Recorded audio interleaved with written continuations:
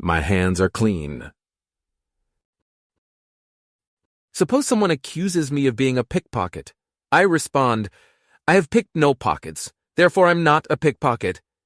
My accuser could naturally retort, oh, yes, you are. I have video evidence of you picking pockets on 3 separate occasions.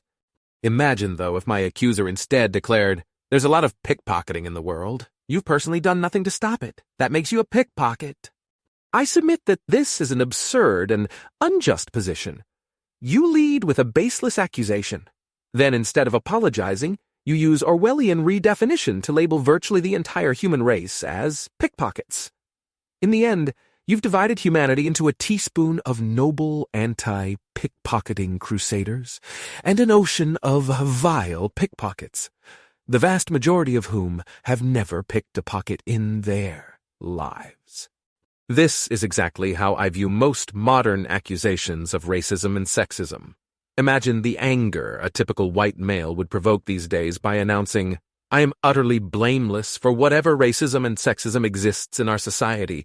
Indeed, many people would take this very sentence as proof of the announcer's racism and sexism. To so react, however, is absurd and unjust. You don't have to crusade against pickpocketing to avoid being a pickpocket. You don't have to crusade against racism to avoid being a racist. And you don't have to crusade against sexism to avoid being a sexist. Just keep your own hands clean. What could be more obvious? Doesn't this view lead to self-satisfied complacency? As soon as you ask that question, you are in the vicinity of the noble lie. Telling innocent people they're guilty is more motivating than telling innocent people they're innocent. So should we falsely condemn people to spur them to action? In the words of Nietzsche, whoever fights monsters should see to it that in the process he does not become a monster. Nietzsche. Aside, it's far from clear that preaching near universal guilt spurs people to action. Consider this alternative appeal.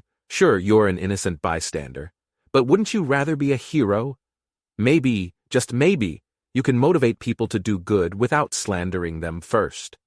P.S. Don't worry, I won't call you a slanderer for failing to join my crusade against slander. January 4th, 2021.